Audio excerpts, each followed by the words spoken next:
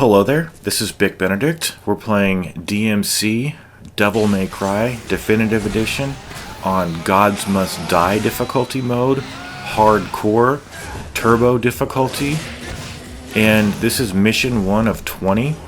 To obtain this difficulty, what you're going to have to do is follow my guide for Dante Must Die, and having completed it, you will unlock Gods Must Die, which is definitely the hardest difficulty in this new package. Now, are the enemies different, the enemy placements?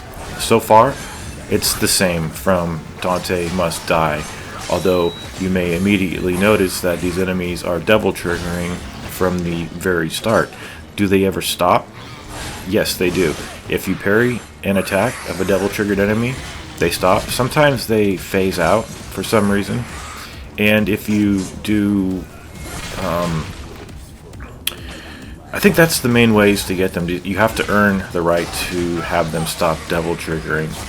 Now, we can't launch these enemies with the Rebellion, so what we have to do is use the Erics to do level 1 and level 2 charges. If you do a level 2 charge on one of these enemies, they're almost dead anyway, but it's a guaranteed launch, and I'm really excited about doing this. But you guys, when I was finished with this chapter, it told me that I had died 132 times, and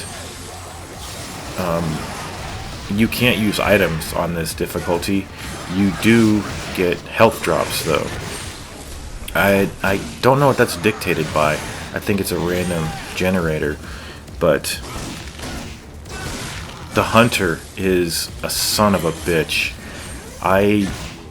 You see, the problem is enemies are dealing more damage because they're devil triggered. Enemies deal more damage when they're devil triggered anyway, and the hunter is excruciating because he deals more than twice what he dealt on Dante Must Die, and you can't use items here. Now, on my guide, I was trying to usher everybody through the main campaign sans items. I hope you did that, because you're going to have to prepare for it here.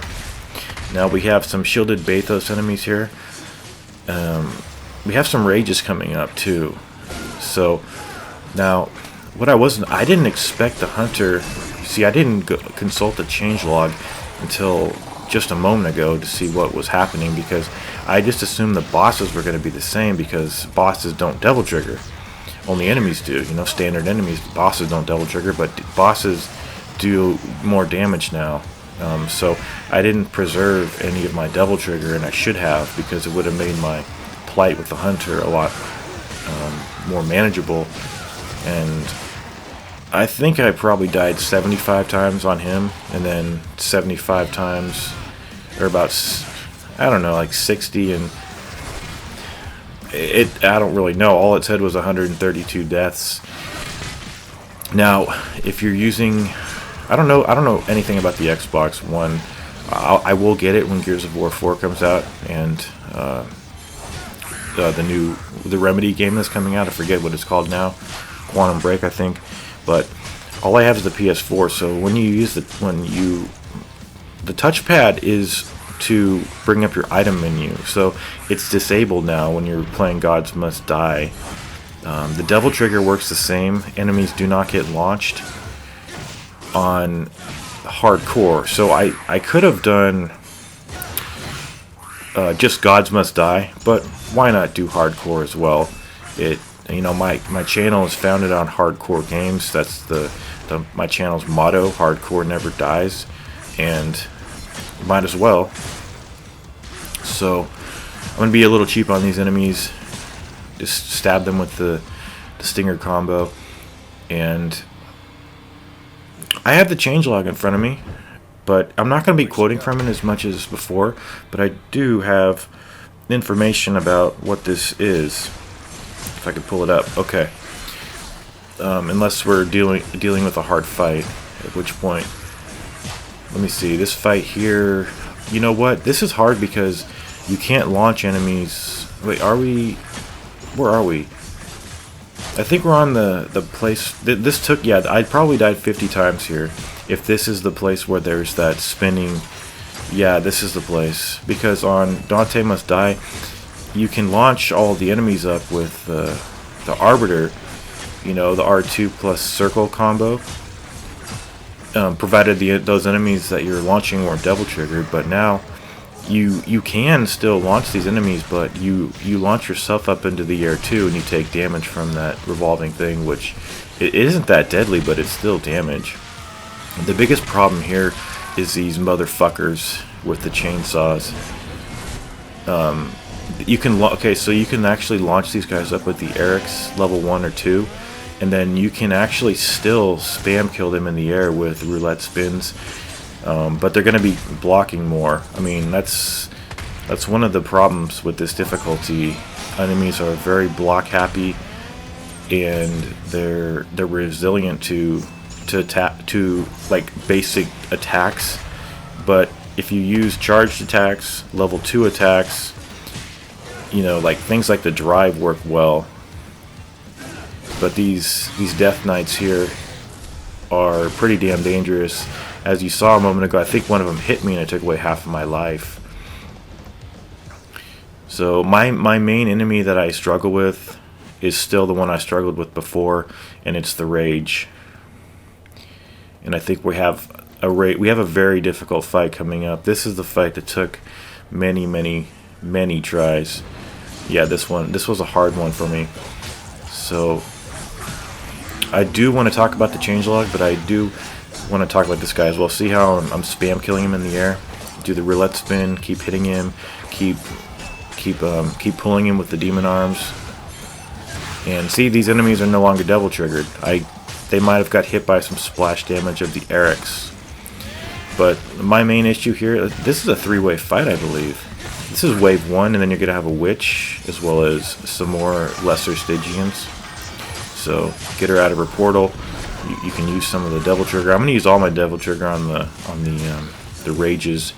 What you can do is you can launch up the rages, pull them to you. But by launch though, I mean you have to use the Erics.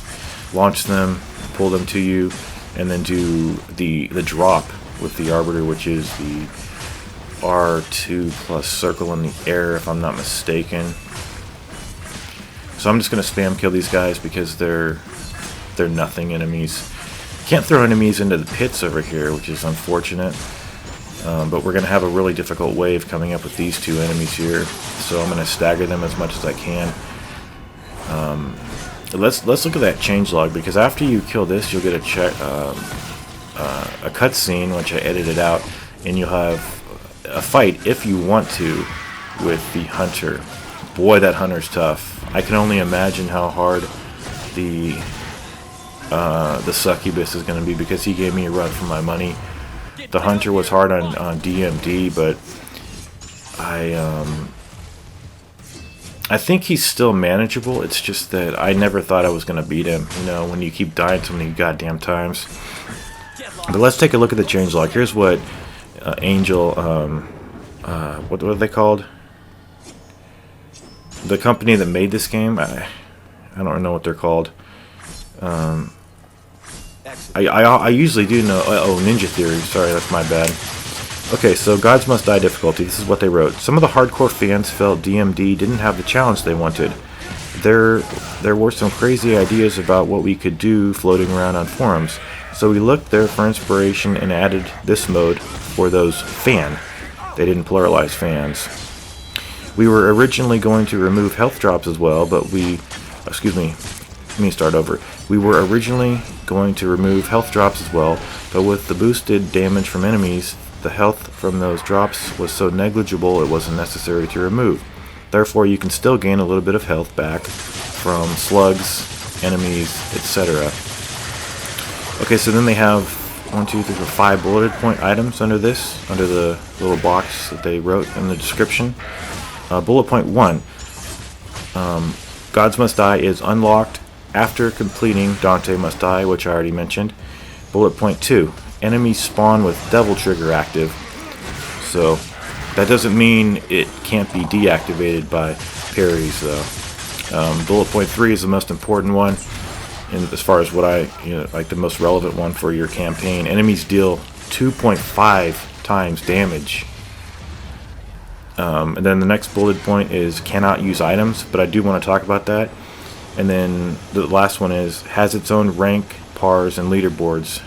Now, the thing I wanted to talk about the items is you can actually go to the divinity statues and buy and use an item if you want to. I won't be doing it, but I did discover that it's not like for the health. It's irrelevant because you can just refill your health from a restart. But the devil trigger, that's something that I would consider cheating, and I would never do that. But this guy here, oh man, he hits so hard, it's not even funny. So you want to be doing, I like to do the roulette spin in the air. You can get a pretty good parry on that. And then this is your key to winning here, the Trinity Smash. Get that a couple of times. Sometimes you can knock him down again. And watch out for his stomp. You want to evade, I would say like evade diagonally towards the screen. And then sometimes if you shoot him right there, what happened was I shot him, and then sometimes that interrupts him and resets him and then puts him into one of the phases where he's either throwing the blade at you or he's going up on the roller coaster or the fair, what's it called? I don't know what the fuck it is.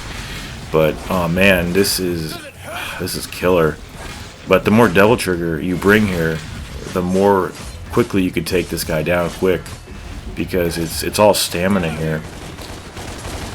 But the 4 attack charge that he has across the screen, it's just crazy how he can clip right next to you and hit you.